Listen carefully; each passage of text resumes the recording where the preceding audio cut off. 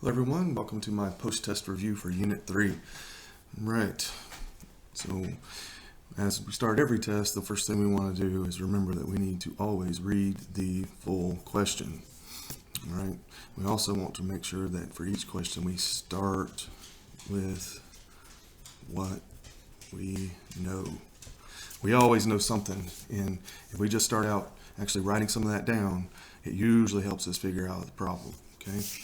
If you just get somewhere and you feel like you're stuck, if you'll just think to yourself, hey, what do I know about this? And start writing that down, you're going to free up some brain cells to be able to work the problem. So go ahead and write out everything that you know about something, okay? So let's start with number 1 here. So select all the points that are on the graph y equals -1/2 x plus 5. All right, so first thing that draws my attention is I see that the form of this is in that y equals mx plus b form, what we know is slope-intercept form, which in the name tells us what it's telling us. M is our slope, and b is our y-intercept. Okay, well that may think that, hey, maybe I want to graph this, especially since it said these points are on the graph, and we know that that is the equation of a line. So maybe we want to look at it that way. But the other thing, given that I've got these coordinates here, also I remember that coordinates are given in x, y form. I have x and y in my equation, so each of these could just be substituted in and we can see if they work. So that's 2 different ways we could solve this problem. All right, let's start first by graphing it. So I already prepped a sheet of graph paper with my x and y axes. It's already properly labeled. So let's see what the graph of this line looks like. We know that we're going to start on the y-axis at +5. So here's +5. We're going to start right there. And we know that our slope is rise over run. Okay? And if I have a negative slope, we know that we're going to be going down. So I'm going to be going down 1 and then running over 2.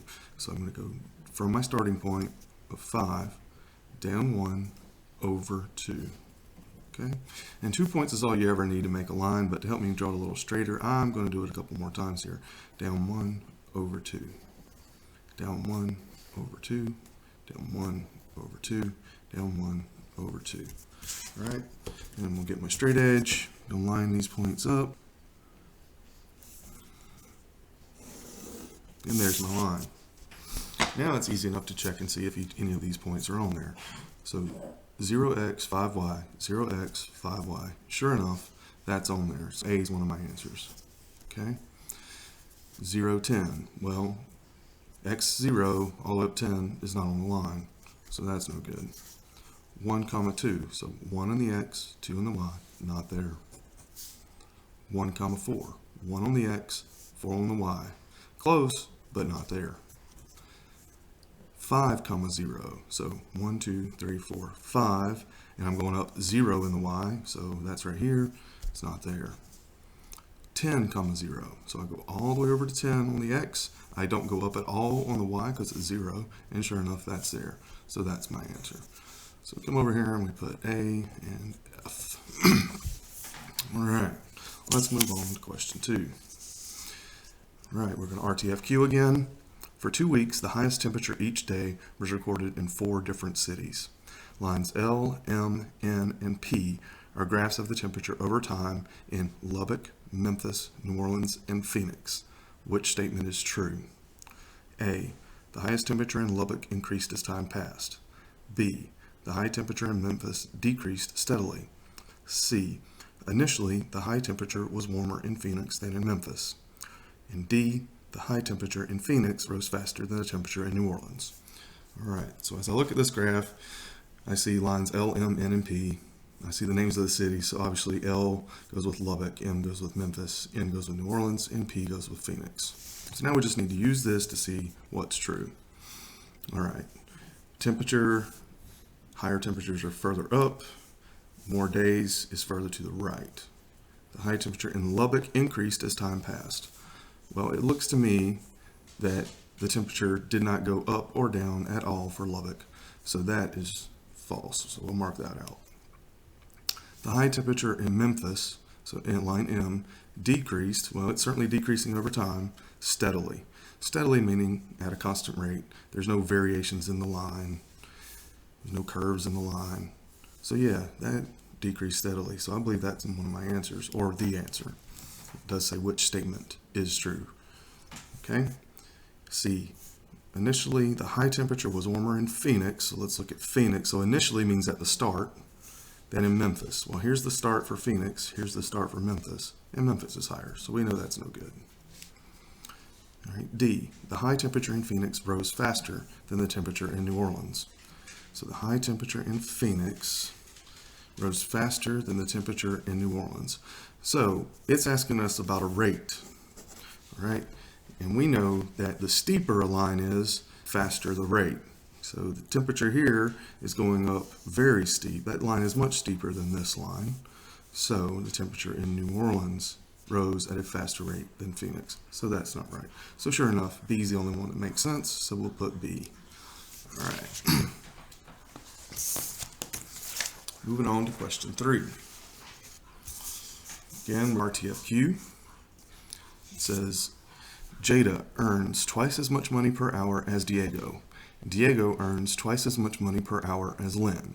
Select all the graphs below that could represent how much Jada, Diego, and Lynn earn for different amounts of time worked. All right, let's break this down. So we know Jada's going to earn twice as much per hour. That's our unit rate right there. That's one of our keywords. That's telling us slopes involved. So let's write that down. We need to be aware of slope. All right, Diego earns twice as much per hour. There it is again, as Lynn. Select all the graphs. So that means there's probably going to be more than one answer. All right, select all the graphs below that could represent how much Jada, Diego, and Lynn earn for different amounts of time worked. Now let's look at what the graphs have. So we have time worked going up on the y-axis. We have money earned in dollars on the x-axis. So we're looking, notice there's no numbers here, so we're going to be dealing with general ideas. We're not dealing with absolute precision, right? But we do know that Jada earns twice as much money as Diego, and Diego earns twice as much as Lynn. Since the slope for Jada's line should be much steeper than Diego's, and Diego's should be much steeper than Lynn's. And sure enough, as we look right here at A, Jada's is much steeper than Diego's, and Diego's more than Lynn's. So let's try that one. Let's circle that one. All right, B. Lynn's is steeper than Diego's, and we know that Diego's should be more than Lynn's, so we know this one's right out.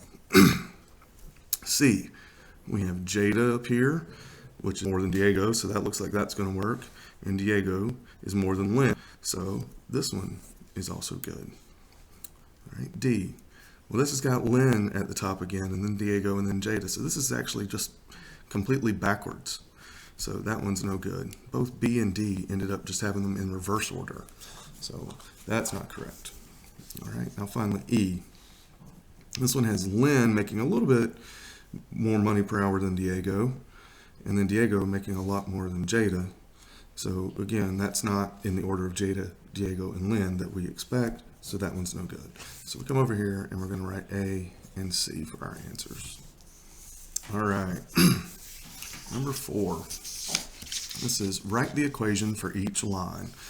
Write the equation. All right, if we see write the equation, first thing we should think is that we're definitely going to need an equals mark for each one of these. We're looking for the equation. It's not asking us for coordinates, not asking us for points. It's asking us to write an equation. We know 2 different ways to write the equation of a line right now. Right? We know slope-intercept form, which is y is equal to mx plus b, where m is our slope and b is our y-intercept, also called our starting point. This would also be our rate of change for slope. Okay. The other way we know is y minus y1 is equal to m times x minus x1. All right, that's called point-slope form, because it still has slope in there, but instead of using just a y-intercept, we are actually going to use any coordinate point that's on that line, and that's represented by x1, y1. Okay, so we could do it in either way, but of course the preferred method for us is slope-intercept form. So what we need to do for each of these lines is find the y-intercept and then determine the slope. So let's look for where one of these lines, we'll start with line L, crosses the y-axis. So here's line L, and right here it crosses the y-axis at 4. Okay, so if I'm writing an equation for L in y equals mx plus b form, well, I crossed at positive 4, so I know my b is 4. Now I've still got to figure out what my m is. Well, look at this. That's a horizontal line. There is no change for the rise, right? Remember, slope is rise over run. You can also say it's the change in y over the change in x. And one way we show that is y2 minus y1 over x2 minus x1. Well, what happens if we put any set of points, any 2 points, into this formula here? Let's put in 0, 4. So 0 would go in here. 4 would go in here. Minus, let's use 6. So we'd have 0 minus 6. So at the bottom we'd have negative 6. Right? And then for my y, well, it's 4 again, so 4 minus 4 is 0. So let's go ahead and write that out. We have our y2, let's see, we said we were going to use 6, 0, and, I'm sorry, 6, 4, and 0, 4. All right, let's make this one our x2, y2, this one our x1, y1, and let's plug these in. Okay, we're going to plug them in to our slope formula here. So y2 is 4 minus y1, which is 4. x2 is 6. x1 is 0. 4 minus 4 is 0. X minus 0, or excuse me, 6 minus 0 is 6. Well, anything, 0 divided by anything is 0. That means my slope is 0. So I'm going to have actually y equals 0x plus 4. Well, 0 times anything is 0. So it turns out this is just y equals 4. And that makes perfect sense because no matter where you are on that line, no matter what x you put in, the y is always going to be 4. All right, for line P, P is a tricky one. P, as I'm sure you've no doubt are saying in your mind right now, is vertical and therefore has an undefined slope. And you are correct. Its slope is undefined, which makes putting this in an equation much more difficult. But we just have to remember one thing, all right? No matter where we are on this line, as far as our y coordinate, if my y is 9, my x is going to be negative 4. If I'm at negative 7, my x is going to be negative 4. And so, like line L, where with the horizontal line, we don't need to have x in our equation. This time, we don't need to have y in our equation because it's everywhere. So this one is x is equal to negative 4. No matter where you go, it's always going to be negative 4. Now n. So n, going back to our slope-intercept form of the equation, we're going to look for our y-intercept. So for line n, which goes right here, we're looking for where this line crosses the y-axis. So there's the y-axis, and it's crossing right here at negative 1. Okay, so we're going to put negative 1. All right. We have y equals something x minus 1. Now we just got to find out what that slope is, what our m is. So to do that, we just find another point where this line crosses both a vertical and horizontal grid line, like this one right here. And now we just need to count our rise over our run again. So that rise over our run, we're going to go up 1 over 1. So therefore our slope here is 1 over 1, which is just 1. And so we just simplify that down to y equals x minus 1. And that's the equation for n. Now for m, Same concept. We're using our slope-intercept form of the equation. We're going to look for our starting point, our y-intercept. Well, it starts right here at positive 4. So we're going to have y is equal to something x plus 4. That's our y-intercept right here. Now we need to do the same thing as far as rise over run, but we're sloping down to the right, so we know it's going to be negative. So let's go ahead and put a negative mark there. And let's see how much we change. We're going to, again, to the next point where we see the line cross a vertical and horizontal grid line, which is right here. And we're going to go down 1, down 2, over 1. So down 2 over 1. So our slope is negative 2 over 1, which of course will simplify to just negative 2 times x plus 4. And then that's the equation for 4. So we'll transfer our answers over. L y equals 4. P x equals negative 4. N y equals x minus 1. And M y equals negative 2x plus 4. All right. 4 out of 7 down. Let's go to 5. All right, RTFQ again. 3 runners are training for a marathon. One day, they all run about 10 miles, each at their own constant speed. Each runner's data is represented below.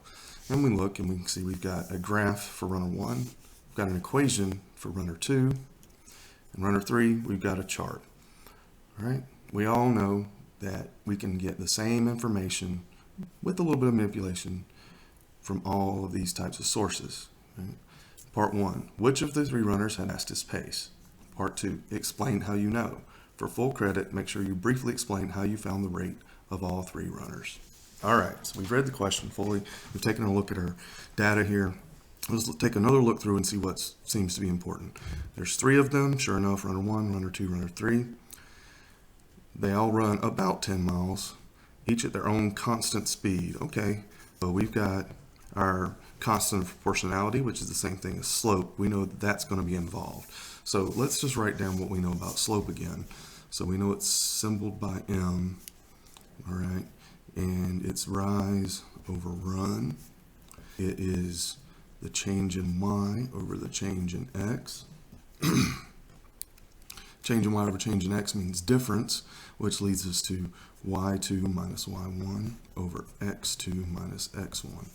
All right, and we say that slope is the constant of proportionality. We say it's our rate of change. And a couple other things that we know. We know that it plays an integral part in the equation of a line, whether it's in slope-intercept form, such as y equals mx plus b, or in point-slope form, which is y minus y1 is equal to m times x minus x1. Slopes in both of those. All right, so now we've written down what we know. We're starting from what we know. All right, so we know which one had the fastest pace. Well, I know that's a rate, right? Fastest pace.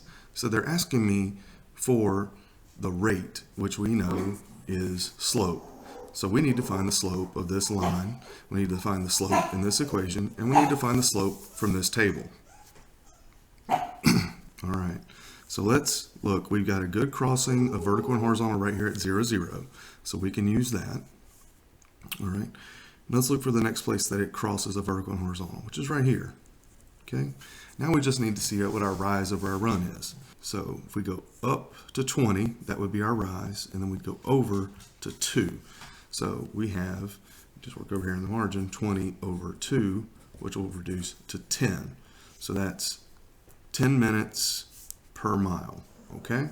So that's our rate, 10 minutes per mile, all right?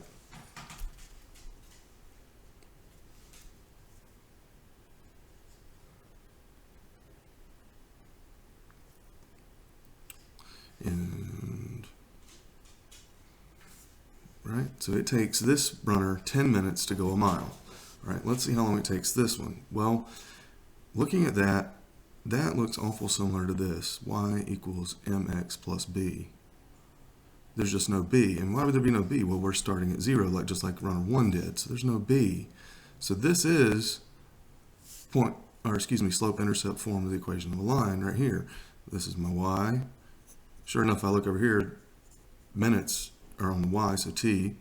So that means this was my m and this is my x. Sure enough, on the x-axis, they have distance. So that was the d. So yeah, that's the form. Well, that means this right here is my slope. So for runner 2, we know that it takes them 8.5 minutes to go a mile. So far, 2 is faster than 1. Because it takes them, runner 1, 10 minutes to mile, takes runner 2, 8.5 minutes to run a mile. Well, let's see runner 3.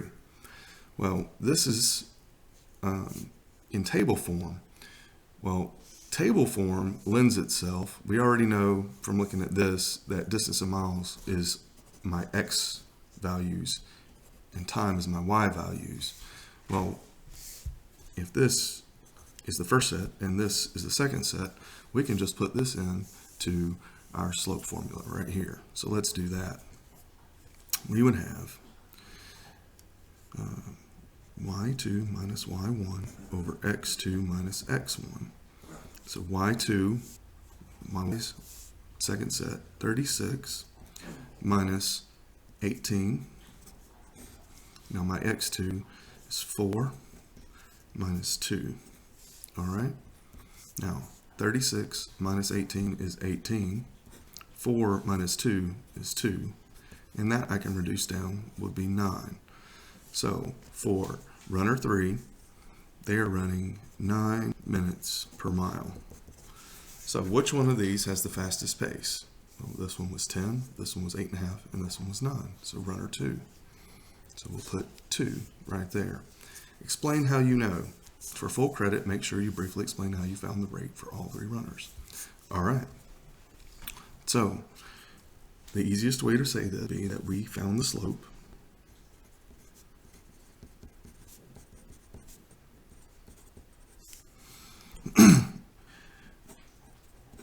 Rate of change. We'll put that in parentheses. The slope, the rate of change for each runner.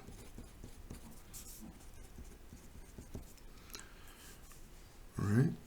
We might say something along the lines that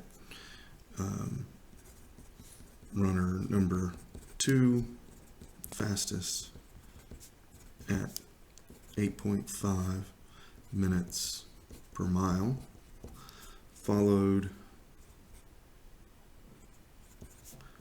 by runner number 3 at 9 minutes per mile, and finally runner number 1 at 10 minutes per mile. Now, however, with me grading, if I see your math here, if I see that you identified slope here, and if I see your rise over run here, that's enough for me to give you full credit. The only other thing I would look for is that you said something along the lines that you were using the slope to find out who was the fastest. All right, so let's move on to number 6.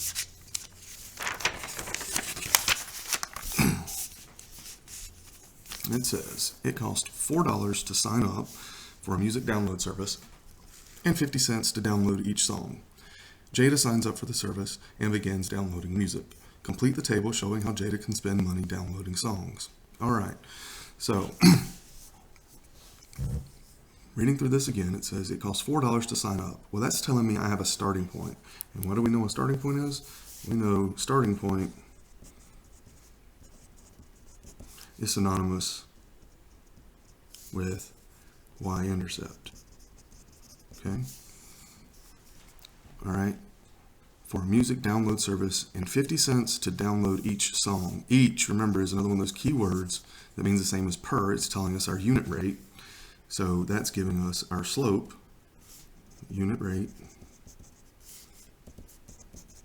Okay, so now we have our y-intercept, which is our b. We have our slope, which is our m. And we can put those into equation form, y equals mx plus b. Easy enough, right? So let's do that. Let's do y equals, our m is 50 cents, so 0.5x, and our starting point was 4. Right? Now, no matter what we've got on the table, we can just plug it into our equation and figure out the other value. So I know if we were going to buy 3 songs, 0.5 times 3 would be 1.5. Add 4, that would be 5.5. Okay? So $5.50. Now we have 950. So this one we might want to write out. So I'll put 950 is equal to 0.5 times x plus 4. And we just do it like any other equation. We're trying to isolate that x, so we're going to subtract 4 from both sides. That will give me 5.5 left over is equal to 0.5x. And if we divide both sides by 0.5, we'll know exactly how much we can spend. So let's do 5.5 equal to 0.5x. Divide both sides by 0.5. And 0.5 will go into that 11 times. Okay, so we get 11 is equal to x. So we'll put 11 right there. All right, now this time we need to find out how much we're going to spend on 30. So running out of space here, I'll put it down here. All right, we have our y equals to our slope times 30 songs plus 4. Okay. So 0.5 times 30, half of 30 is 15, plus 4. 15 plus 4 gives me 19. So here we'd have $19. All right, so there's A. A is done. All right, moving on to part B. It says, write an equation relating the number of individual songs Jada downloads and the amount of money Jada spends. Well, guess what? We just did that. We wrote it right here to help us fill out that chart. So we're just going to copy that down right here. Y equals 0.5x plus 4. All right. Now it asks us to graph it. Well, we can use this equation here to help us graph it. We know we need to start at 4 because that's our y-intercept. Our y-intercept is our starting point. We're going to start right here at 4. We need to go up half for every one we go over. Okay. Now that can be a little bit tricky. So let's change this. You know, I'm not a big decimal fan anyway. We know that 0.5 in decimal form is 1/2. So let's write this equation as y equals 1/2 x plus 4. Now we can go up 1 and over 2. So if I go up 1, that'll be halfway here, over 2. Go again, up 1, over 2. Up 1, over 2. Up 1, over 2. And we can just keep right on going. We'll go ahead straight edge out to make this simple. Remember, you only ever need 2 points to draw a line. And there we go. All right. And now we've completed problem 6. All right.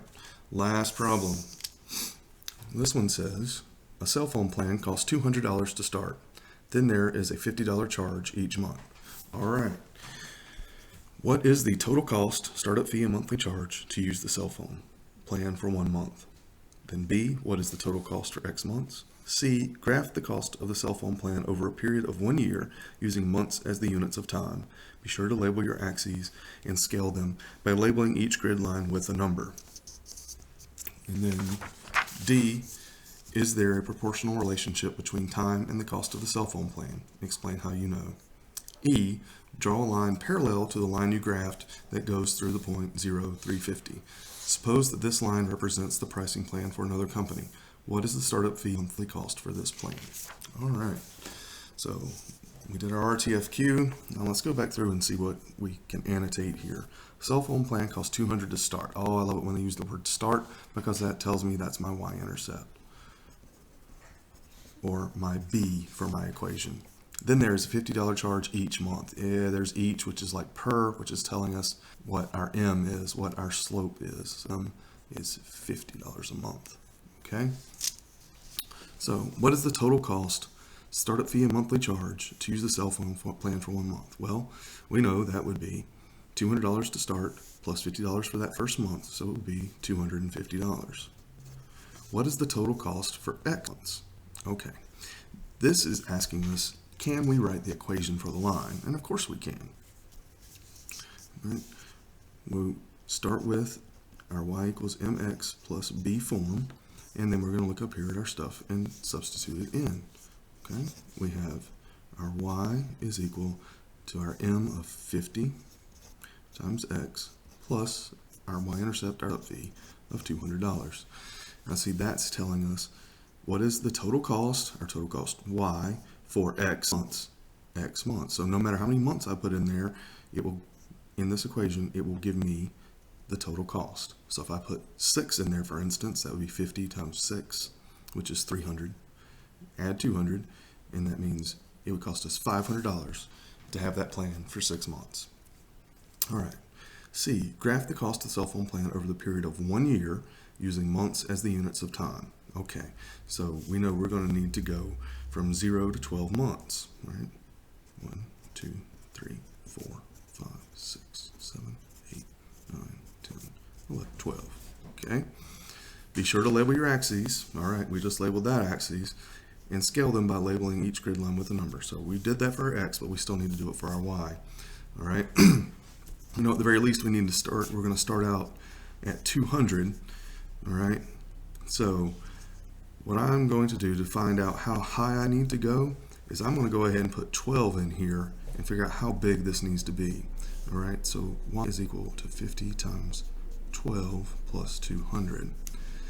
All right, 50 times 12 will give me 600 plus 200. So y is equal to 800. So I need this scale to at least go to 800. So how many grid lines do I have? 1, 2, 3, 4, 6, 7, 8, 9, 10. I have 11. And since we're moving in 50 increments, you know, I can't make each one of them worth 50 because that's not going to get me all the way to 800. So why don't we make each one of them worth 100? Okay. So that's 100, 200, 300, 400, 500, 600, 700, 800, 900, 1,000, and 1,100. Okay? Well, I already figured out what 12 was. 12 goes to 800. All right? So there's one of our points to point. We also figured out what it was for the first month. So 1 is actually 250. Well, that's not on a grid line, so I'm not going to use that one. I don't particularly like it when they do that. What I do know, though, is that if the y-intercept is 200, that's where x is 0, so that one has to go right here. So I'm going to use these points to draw my line. All right, so there and there. And voila, there's the line for that cell phone plan. All right, now, D. Is there a proportional relationship between time and the cost of a cell phone plan? Explain how you know. All right, well, one thing we know about proportional relationships is that they start at 0, 0. They start at the origin. So, therefore, this cannot be a proportional relationship. No, it does not start at the origin. Okay, moving on to D. Draw a line parallel to the line that you graphed that goes through the point 0, 350. Suppose that this line represents the pricing plan for another company. What is the startup fee and monthly cost for this plan? Well, if it's parallel, we know that it has the exact same slope, right? And it says we need to start at 0, 350, so we're going to have to fudge a little bit and put 350 there, all right? That is 1.5 blocks above this, so if it's going to be parallel, I know I can start here and go 1.5 blocks here to draw that line. Now I can get my straight edge again.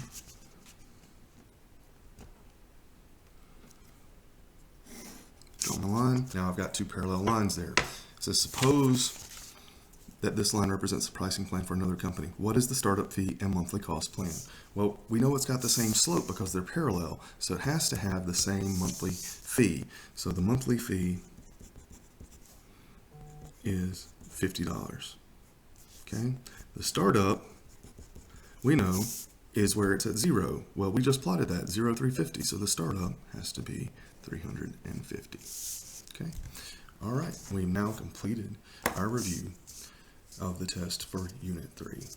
Hope it helps.